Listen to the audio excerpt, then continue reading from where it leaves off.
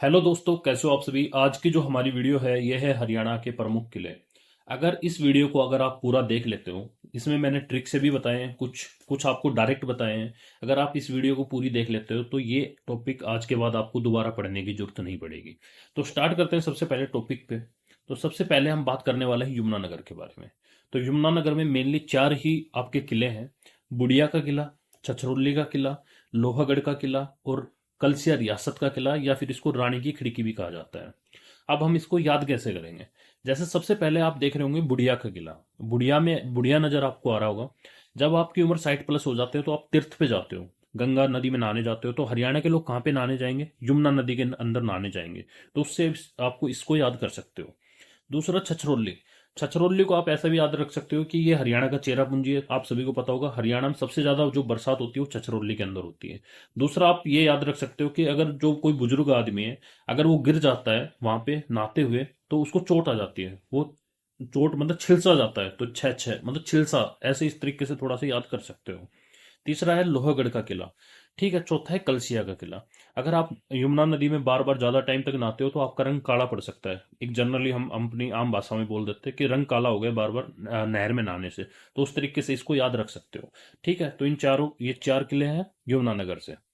आगे बात करते हैं अब हम रोहतक की। रोहतक के अंदर एक ही किला है, खोखरा कोट का किला है। ये आप सभी को पता होगा। यहाँ से ये क्वेश्चन भी पूछा जाता है डायरेक्ट। और दूसरा यहाँ से पूछा जाता है कि जो इंडो गिरिक के शासक थे उनके सिक्के कहाँ से प्राप्त हुए। तो आपसे पूछा जाएगा कि ये कहाँ से प्राप्त हुए। ये तो खोखरा कोट से प्राप्त हुए थे। इस किले के अंदर इंडो ग्रीक शासक के सिक्के मिले थे। दूसरा राजा सामंत के भी सिक्के यहाँ से प्राप्त हुए थे। तो ये दोनों चीज आपको याद रखनी है। अब हम बात करते हैं हिसार की। तो ये तो बिल्कुल आसान है, आप सभी को पता होगा। हिसार की जो स्थापना की थी फिरोज शाह तुगलक ने की थी। तो फिरोज शाह का किला कहाँ पे है? फिरोज शाह का किला है हिसार के अंदर। दूसरा हसीरगढ़, आप सभी को पता होगा। हसीरगढ़, हासी हासी किसकी राजधानी थी? तो हासिल जो थी वो पृथ्वीराज चौहान की राजधानी थी। तो वहां से इसको आप याद रख सकते हो कि कैसे मतलब कि असीरगढ़ का किला कहाँ पे है? हास्य के अंदर। और इसका निर्माण भी किसने करवाया था? इसका निर्माण भी पृथ्वीराज चौहान ने कराया था। तो इसको पृथ्वीराज चौहान से याद रख सकते हो। और हसी दुर्ग, तो ये आप सभी को पता होगा। हासी कहाँ पे है? हिसार में। अब आगे चलते हैं। आगे हम बात करते हैं जिंद। जिंद का किला जिंद। तो ये तो सिंपल सा है बिल्कुल। अब इसको तो आपको याद करने में कोई परेशानी होगी नहीं। इससे आगे अगर हम बात करें तो इससे आगे आता है कुरुक्षेत्र का किला। ये बहुत इंपॉर्टेंट है। मैं कुछ बता देता हूँ आपको। जैसे यमुनानगर वाले थे वो बहुत इंपॉर्टेंट थे। दूसरा ये आपका कुरुक्षेत्र है, ये बहुत इंपॉर्टेंट है। कर्ण का किला। काफी बार आदमी यहाँ पे कंफ्यूज हो जाता है और यहाँ पे करनाल आंसर लगा देता है। पर ये करनाल के अंदर ना होके ये कहाँ पे है? ये है कुरुक्षेत्र के अंदर। अच्छा, अब हम करनाल की बात भी कर ही लेते हैं। अगर करनाल के बारे में बता रहा हूं तो करनाल के अंदर एक तो तरावड़ी का किला है। तरावड़ी का किला ये किसने बनवाया था? ये पृथ्वीराज चौहान ने बनवाया था। एक तो हसीरगढ़ जो हासी वाला था वो, और एक ये तरावड़ी का किला। आप सभी को पता होगा मोहम्मद गोरी और पृथ्वीराज चौहान आमने सामने कहाँ हुए थे? तरावड़ी के अंदर हुए थे। ठीक है। इस बात को भी यहाँ से याद रख सकते हो। दूसरा अगर हम बात करते हैं करनाल से, तो कुंजपुरा। कुंजपुरा से आपको याद आ रहा होगा कि जो पहला सैनिक स्कूल था हरियाणा का वो कुंजपुरा के अंदर था। तो ये करनाल के अंदर है। इसको आपको याद करने में कोई दिक्कत नहीं होगी। अब हम बात करते हैं कुरुक्षेत्र से आगे। तो कुरुक्षेत्र से आगे बात करें तो हम बात करेंगे अब पंचकुला के बारे में। ये रामगढ़ का किला और रानीपुर का किला, ये दोनों बहुत इंपॉर्टेंट है। मैंने आपको बताया था एक तो रानी की खिड़की, वो तो था रानी की खिड़की जो था वो था यमुनानगर में। आप कंफ्यूज मत हो जाना। वो था यमुनानगर में। और रानी का किला ये कहाँ पे है? पंचकुला में। और रामगढ़ का किला, अब इसको याद कैसे रखोगे? जैसे राम, राम के आगे हम पंच, पंच का मतलब हाथ, हम भगवान के आगे हाथ जोड़ते हैं। तो उस तरीके से थोड़ा याद रख सकते हो कि राम, भगवान राम के आगे हम हाथ जोड़ रहे हैं, पंचकुला। ठीक है। और रानीपुर का किला अगर आपसे पूछा जाता है तो ये कहाँ पे है? ये आपका पंचकुला के अंदर है।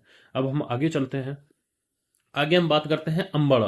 अंबाड़ा का अंदर एक ही किला है, सिरमौरा का किला। इसको याद करने की एक ट्रिक मैं बता देता हूँ। अंबाला, अंबाला से आपको थोड़ा सा साउंड आ रहा होगा बम बम टाइप में।